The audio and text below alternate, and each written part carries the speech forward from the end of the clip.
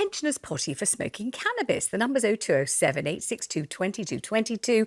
Do get your calls in now. A study carried out by an American research team found cannabis use among the over 65s has hit record levels, with 1 in 14 using the drug in the past month alone. And that's an increase of more than 45% in just 2 years, with older women seeing a particularly steep rise in use. Of course, cannabis is legal in some US states, but we've got to remind you that over here, cannabis is a Class B drug and therefore it's illegal. So anyone caught in possession of it could face up to 5 years in prison. So are those older people using cannabis being ridiculously reckless? Or do you feel it's absolutely up to them what they do? I suppose I'll start with Cosmo on this one for no particular reason. Well, I have personal experience as my mother was a lifelong user of cannabis and was smoking cannabis into her late 80s. In fact, on the night she passed away, she previously spent around the family piano getting high and singing along. So she went out with a big smile on her face, so it suited her. I think it depends on the person and what kind of state of mind you have. I think we underestimate the damage that cannabis can do, particularly this modern type of cannabis, this skunk that a lot of young people do, and it does have very bad mental health effects. Mm-hmm. But there are other people who it suits and it adds to their life. It alleviates pain, it adds enjoyment. So I think you have to take it on a case-by-case situation. But the idea that older people are doing more and more of it, a 45% increase in just 2 years. I wonder why. Maybe Nina's got an idea. Why would that be, do you think? Well, I mean, medically, it's proven that actually in certain situations it can help, like Cosmo said, alleviate pain, and there are reasons for it. But generally speaking, I think there's a part of me that thinks, well, kind of once you get to that stage of life, do you just go, you know, maybe I've never tried it before, I just want to try it and just see what all the fuss is about? Or you get to a point where you think, actually, this is actually relieving a lot of stress and a lot of pain for me. And, you know, you see the end coming, so enjoy yourself. Or do you think it's that, you know, we're talking about generations of people who in the 60s, 70s got thoroughly into it then. Yeah. And just as I'm trying to say, you stay the person you always were. You don't suddenly become an old person with old people likes and dislikes. If you like chocolate mousse, you always like chocolate mousse. If you like sex, you still like sex. And if you like weed or smoking cannabis, you like it. Yeah. And they're prepared to admit it now. Whereas in the past, there might have been a lot of inhibitions about saying, yes, I'm an older person smoking. It's kind of a comic idea, you know, the stoned granny sitting around with a reefer and whatever. But, you know, that's what they've always done. That's their recreational way of, you know, they don't drink often. Yeah. And that's what they get their pleasure from. Nicola, what do you think? I quite like the idea of sitting around a piano, getting high and then dying. I do. I think that sounds like a fabulous way to go. Don't try this at home, by the way. No, I am scared of dying. And if that's how I'm going to go with a smile on my face, maybe I will take it up at 65 as well. I've never tried it. I'm not one to try and chill myself out. I like to be more on the lively side of things. But maybe when I get to 65 and I've got aches and pains and I do want to chill out and actually have a slow pace of life, maybe that's what I'll do. I mean, let's talk to Dr. Ellie Cannon about this, because obviously it is against the law. And Dr. Cannon, lovely to have you on the show. Do these you know, antique stoners know what they're doing to themselves? Or is it that they know exactly what they're doing and they want to do more of it? That's why they're really smoking weed in such profusion and with such enthusiasm. Well, I think your panellists have actually made really good points. I mean, once you get to a certain age, you know yourself, perhaps it's something that you've used before and you know how it's going to affect the mental health or the sort of cognitive effects. Cosmo's completely right. A lot of people underestimate the effects that it has. And I think what's interesting about older people using cannabis is that we know it really affects your memory and your cognitions. And obviously everybody's very, very much afraid, quite rightly, of dementia and cognitive decline. And we don't really know how much cannabis is going to affect that and be detrimental towards that. But then on the flip side, if you are, as Cosmo just described, sort of in the last days of your life, one can't really sort of like question what people are doing. And let's talk a little bit about, you know, medicinal cannabis. And we've heard lots of stuff in the paper about pretty much how difficult it is to get hold of, even when you're really in the grips of some very painful condition or illness. It isn't easily available in this country, even for people chronically ill, is it? No, it's not actually. We only prescribe cannabis-based products in 3 really specific situations. So, in a certain type of multiple sclerosis, with certain issues associated with chemotherapy, and also for some types of childhood epilepsy. So, it's very, very limited. So, although, as we hear about in the media, cannabis may be used for pain. That's not actually a reason it will be prescribed in this country. It's not something that's licensed or recommended. So that's all sort of, I suppose, consumerist goals as opposed to actually sort of health and well sort of evidence-based science to use it in pain. And just out of interest, we talked about people who've probably been smoking cannabis or eating it in cookies or whatever they're doing with it, since the 1960s. But if someone were, as Nina said, to think, oh, well, hang on a minute, I'm 75, I think I'll give it a whirl. I've never used it before. Is this not a good idea? I mean, we know it's against the law for a start, but is it not a good idea? Yeah. I mean, obviously, I wouldn't recommend it because, of course, not only is it against the law, but we don't know what the effects would be. So, in terms of the cognition, the mental health effects, your sort of thinking and reactions, and that sort of all sort of very dangerous if you're already sort of 75 or 80 and possibly a little bit more vulnerable anyway. So, of course, I would never recommend that. I have to tell you, I have quite a number of patients over a certain age who tell me that they either smoke cannabis or have edibles. So I agree with the whole piece that there's certainly a big use nowadays in older people. Gosh, well, thank you very much indeed, Dr. Ellie Cannon. Let's take Jamie, who's on the line in Somerset. Jamie, you don't think this is a good way forward for older people?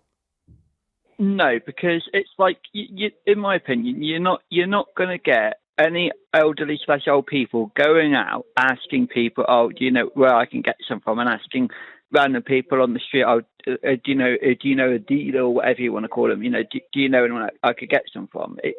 And if they get arrested with it, they haven't got potentially they might not have long left, and it's just not a good idea.